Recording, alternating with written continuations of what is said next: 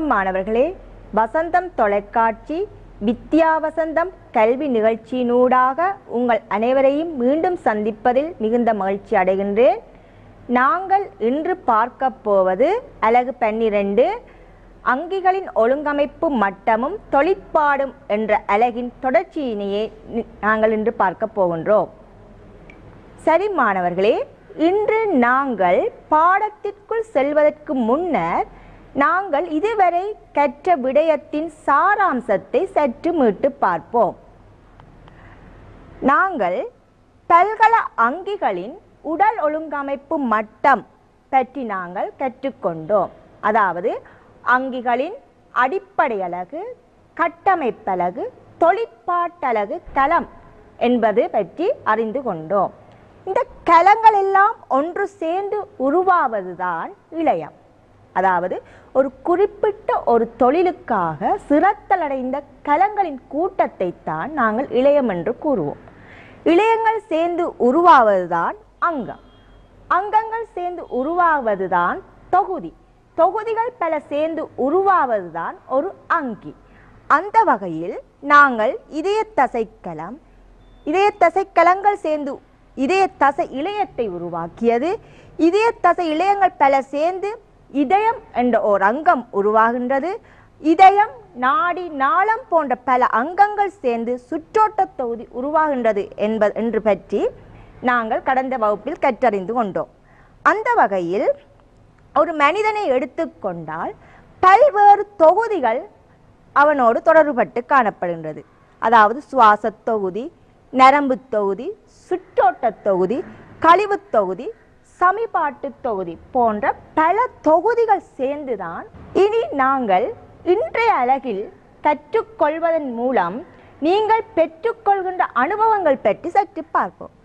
இன்று நீங்கள் கற்றுக்கொள்வது மனித சமிபாட்டு தொகுதி, அவற்றின் பாகங்கள், அவற்றின் தொழில்கள். மேலும் மனிதன் சுவாச தொகுதி, அவற்றின் பாகங்கள், அவற்றின் தொழில்கள்.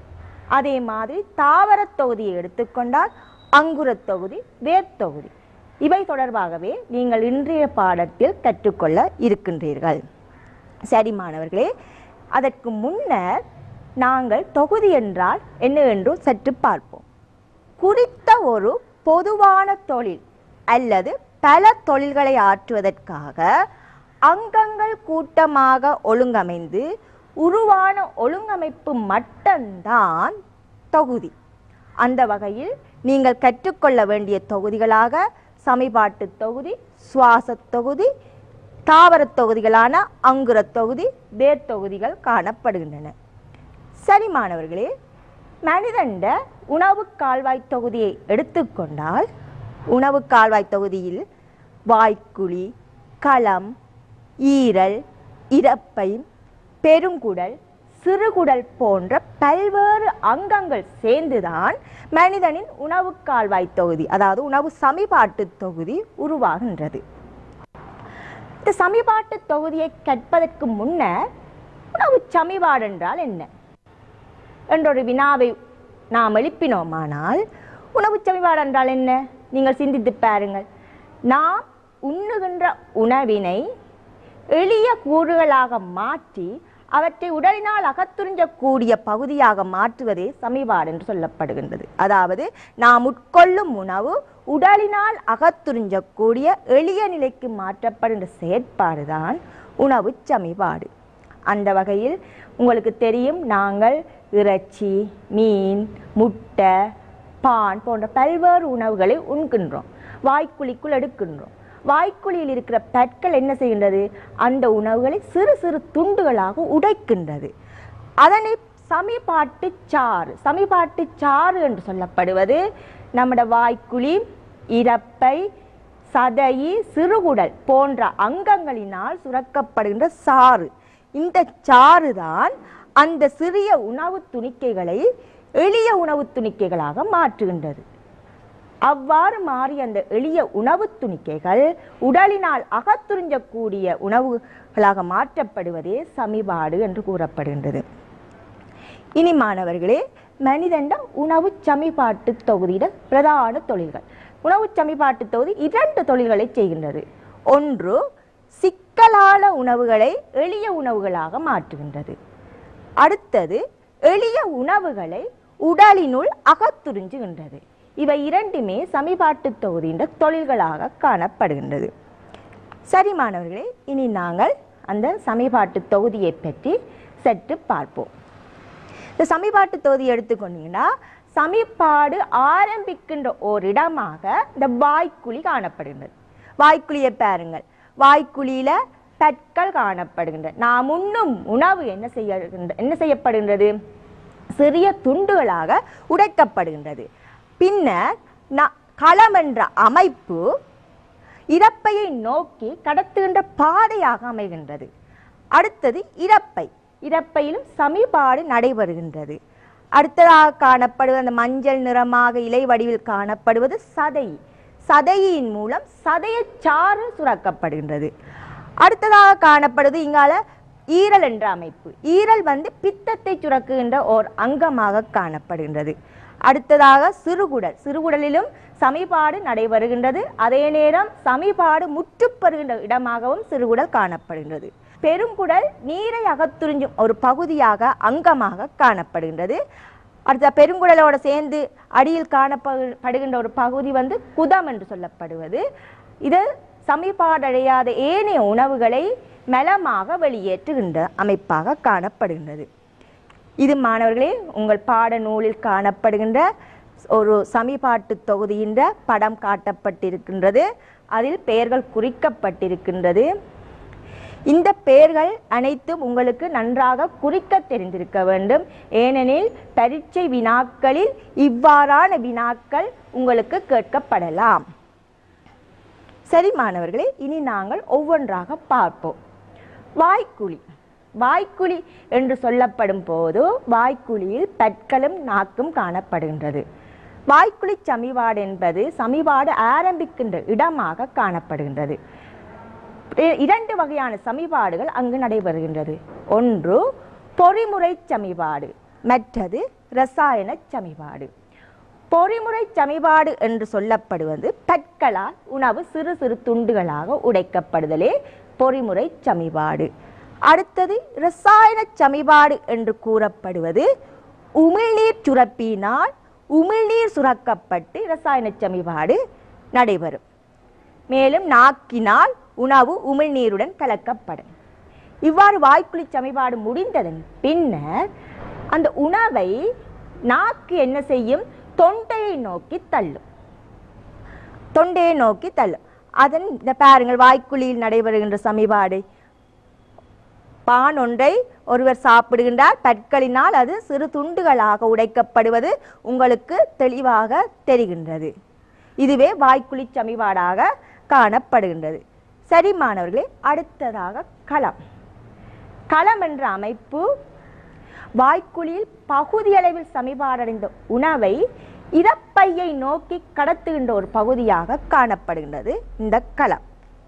இங்க பாருங்கள், வாய்க்குழியிலிருந்து களத்தினூடாக உணவு செல்வதை நன்றாக அவதானிக்க கூடியதாக இருக்கும்.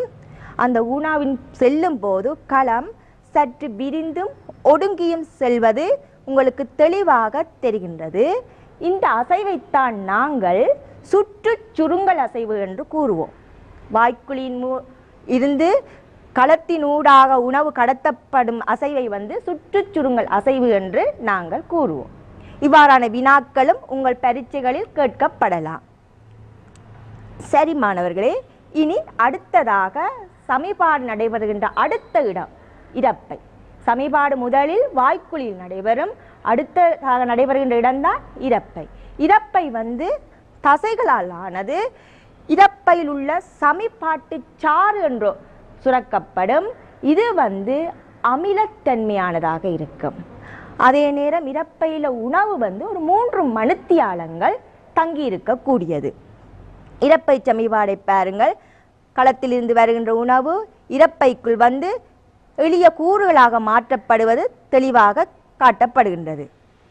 எளிய கூறுகளாக மாற்றப்பட்டு செல்வது தெரிகின்றது. அடுத்ததாக சிறுகுடல். சமிபாடு நடைபெறுகின்ற அடுத்த இடம், முக்கியமான இடம் சிறுகுடல். இது வந்து ஏராளமான மடிப்புகளை கொண்ட ஒரு நீண்ட குழாய், கிட்டத்தட்ட 6 மீட்டர் நீளமாக காணப்படும் இந்த குழாய். சிறுகுடல் சமிபாட்டு சாறுடன் சேர்ந்து உணவு சமிபாடு நடைபெறுகின்றது. அதாவது சமிபாடு இங்கு நடைபெறும் அதே நேரம் சமிபாடு முற்றுப்பெறுகின்ற இடமாகவும் இந்த சிறுகுடல் காணப்படுகின்றது. இந்த சிறுகுடலை எடுத்துக்கொண்டால் விரல்கள் போன்ற பல வெளி நீட்டங்கள் காணப்படும். அவற்றை வந்து நாங்கள் சடைமுளைகள் என்று கூறுவோம். இது வந்து அகத்துறிஞ்சல் மேற்பரப்பை அதிகரிப்பதற்காக காணப்படுகின்ற ஓர் அமைப்பு. இங்கே பாருங்கள், சிறுகுடலின் ஊடாக உணவு செல்வது காட்டப்படுகின்றது. அங்கு சமிபாடு நடைபெறும் அதே வேளை சமிபாடு முற்றுப்பெற்று அகத்துறிஞ்சலும் அங்கு நடைபெறுகின்றது. அடுத்ததாக பாருங்கள், உணவு அகத்துறிஞ்சலை அதிகரிப்பதற்காக சிறுகுடல் கொண்டுள்ள சிறப்பியல்களை பற்றி சற்று பார்ப்போம்.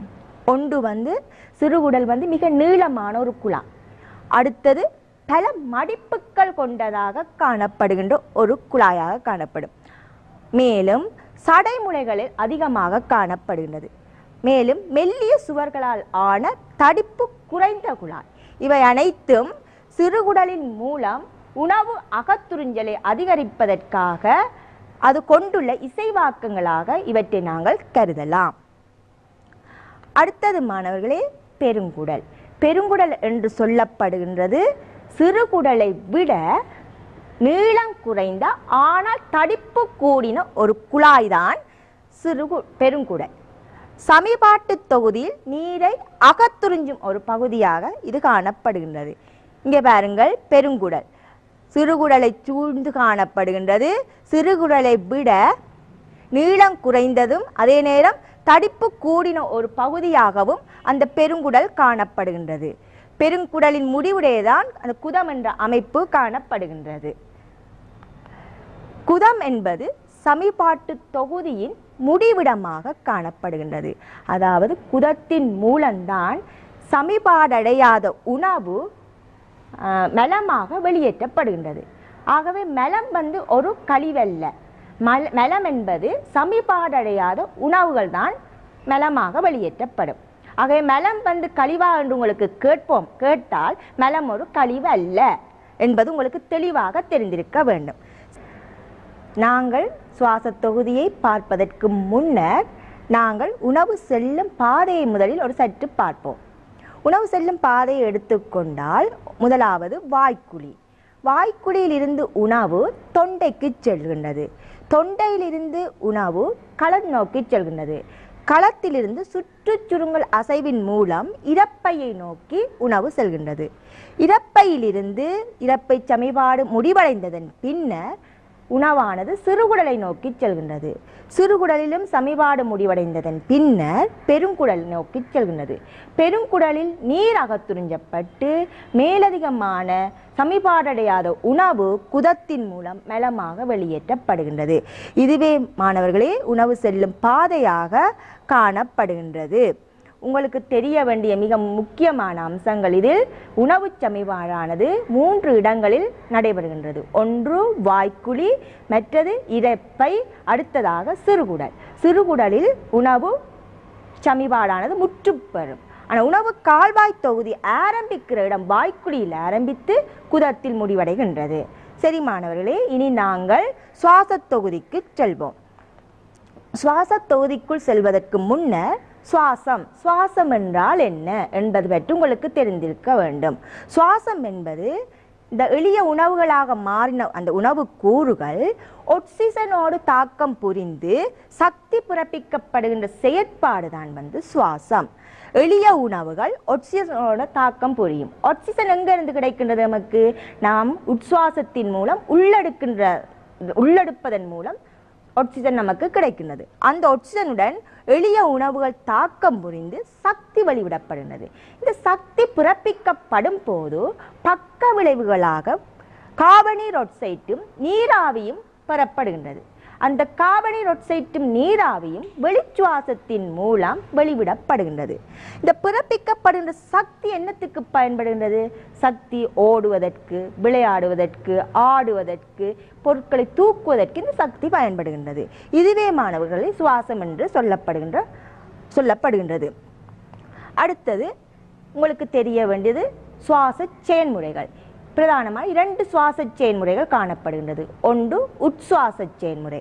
உட்சுவாச செயல்முறை என்பது சுவாசத்தின் போது உடலுக்கு தேவையான ஆக்சிஜனை உள்ளெடுத்தலே உட்சுவாசம் என்று கூறப்படுகின்றது. அடுத்தது வெளிச்சுவாசம். சக்தி பிறப்பிக்கப்படும் போது பக்க விளைவுகளாக கார்பனீர் ஆக்சைடும் நீராவியும் உடலில் இருந்து அகற்றப்படுதல் வெளிச்சுவாசம் என்று கூறப்படுகின்றது. இதுவே உட்சுவாசம், வெளிச்சுவாசம் என்று. இந்த படத்தை பாருங்கள்.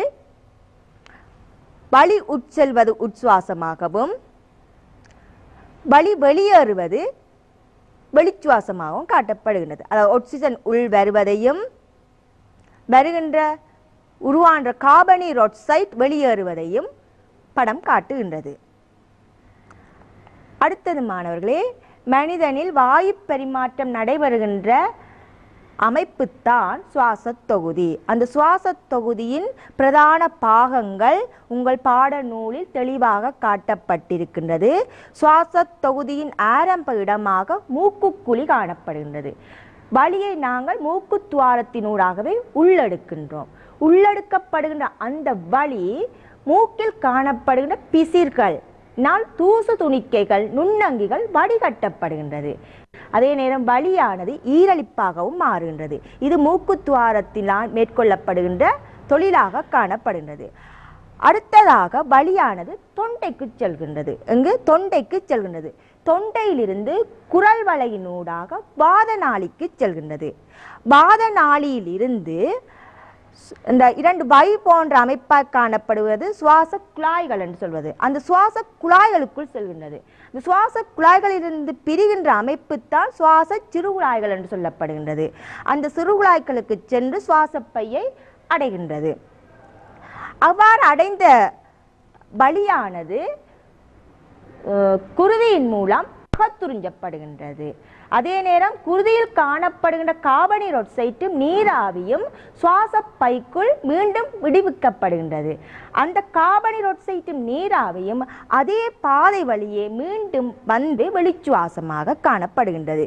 இனி நாங்கள் இதில் பார்க்க வேண்டிய மிக முக்கியமான ஒரு அம்சம், வாத நாளிக்கு மேலே தொண்டை அடியில் ஒரு மூச்சுக்குழல் வாய் மூடி என்ற ஒரு அமைப்பு காணப்படுகின்றது. அதில் தொழில் உங்களுக்கு தெரிந்திருக்க வேண்டும்.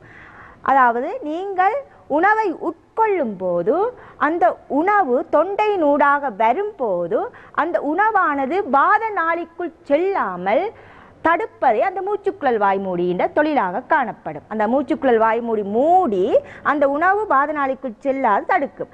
அதே நேரம் மூக்கினால் நீங்கள் சுவாசிக்கின்ற வலியினை அந்த வாத நாளியினுள் செல்ல விடும். அந்நேரம் திறந்து காணப்படும். இதுவே அந்த மூச்சுக்குழல் வாய்மூடியிட தொழிலாக காணப்படுகிறது. அடுத்தது குரல் வளை. குரல் வளையில நமக்கு தெரியும் குரல் நாண்கள் காணப்படும். அந்த குரல் நாண்கள் அதிர்வதன் மூலம்தான் சத்தம் பிறப்பிக்கப்படுகின்றது. சரி மாணவர்களே, இது உங்கள் சுவாச தொகுதியில் காணப்படுகின்ற இப்ப நான் கூறிய செயற்பாடு உங்கள் பாட நூலில் தெளிவாக போடப்பட்டிருக்கின்றது. நீங்கள் அதனை தெளிவாக வாசித்துக் கொள்ளுங்கள். பார்த்தால் உங்களுக்கு நன்றாக அது விளங்கும். அடுத்தது மாணவர்களே, சுவாச தொகுதியின் பாதை, சுவாச பாதை என்று சுவாச வழி எவ்வாறு போகின்றது என்பதை சுருக்கமாக பார்ப்போம். மூக்கு குழாயினூடாக செல்கின்ற வழி தொண்டைக்கு சென்று அடுத்தது குரல் வளைக்கு சென்று அடுத்ததாக வாத நாளிக்கு சென்று வாத நாளியிலிருந்து சுவாசப்பை குழாய்களுக்குள் சென்று இறுதியில் சுவாசப்பை சிற்றறைகளை வந்தடைகின்றது. சுவாசப்பை சிற்றறைகள் என்பது சுவாசப்பைக்குள் காணப்படுகின்றது. அடுத்தது மாணவர்களே, இனி இந்த மூக்கு குழியில் நடைபெறுகின்ற செயற்பாடுகளை பார்ப்போம். நான் ஏற்கனவே சொன்ன மாதிரி வலி வடிகட்டப்படுகிறது. அதாவது தூசு, சிறு துணிக்கைகள், நுண்ணங்கிகள் போன்றவை அந்த பிசிர்கள் மூலம் வடிகட்டப்படுகின்றன. மேலும் வலியானது உடல் வெப்பநிலைக்கு மாற்றப்படுகின்றது. அதே நேரம் வலியானது ஈரலிப்பாக மாற்றப்படுகின்றது. அடுத்தது மாணவர்களே, நாங்கள் இது தொடர்பான 2 கேள்விகளை பார்ப்போம். அதாவது வாய்க்குழியில் இருந்து தொண்டையை வந்தடையும் உணவு திரள்களை வாத நாளினுள் செல்வதை தடுக்கும் அமைப்பு யாது என்று வினா கேட்கப்படுமாயின் அதற்கு விடையாக மூச்சுக்குழல் வாய்மூடி அமையும். அடுத்ததாக மிக முக்கியமான ஒரு கேள்வி, உணவு பாதைக்கும் சுவாச பாதைக்கும் பொதுவான ஒரு அமைப்பு, அதுதான் தொண்டை. உணவு பாதையோடையும் தொடர்பட்டிருக்கும், சுவாச பாதையோடையும் தொடர்பட்ட ஒரு அங்கமாக தொண்டை காணப்படுகின்றது. இனி மாணவர்களே, மனிதனுடைய சுவாச தொகுதியின் ஒரு மாதிரி, எம்மால் செய்யக்கூடிய ஒரு மாதிரி அமைப்பு. இது மணிச்சாடி என்று சொல்லப்படுகின்றது. இது நெஞ்சறையை குறிக்கும். அடுத்தது இந்த ரப்பர் பலூன்கள் என்று சொல்லப்படுவது 2 நுரையீரல்களையும் குறிக்கும். அடுத்ததாக இந்த ரப்பர் மென்சவ்வு என்று கூறப்படுகின்ற இந்த அமைப்பு நம்முடைய பிரிமென் ரகட்டை குறிக்கின்றது. ரப்பர் மென்சவ்வு பிரிமென் ரகட்டையும், ரப்பர் பலூன் சுவாசப்பையையும், மணிச்சாடி நெஞ்சரை கூடையும், வைக்குழாய் வலது இடது சுவாசப்பை குழாய்களையும் குறிக்கின்றது. அதாவது வைக்குழாய் என்று சொல்லப்படுவது அந்த குழாய் வலது இடது சுவாசப்பை குழாய்களை குறிக்கின்றது. இங்கே இதை நாங்கள் வீடுகளிலே செய்து பார்க்கலாம். ஒரு பிளாஸ்டிக் போத்தல் ஒன்றினை எடுத்து அதனை வெட்டி ரப்பர் பலூனின் அதனையும் வெட்டி அந்த படத்தில் காட்டியவாறு அந்த போத்தலில் இறுக்கமாக கட்டிவிட்டு 2 பலூன்களையும் அதற்கு முன்னமே இதே மாதிரியான அமைப்பினை செய்து நாங்கள் கீழ் நோக்கி இழுக்கும் போது பலூன்கள் விரிவதையும் நாங்கள் விடும் போது பலூன்கள் சுருங்குவதையும் அவதானிக்கக்கூடியதாக இருக்கும்.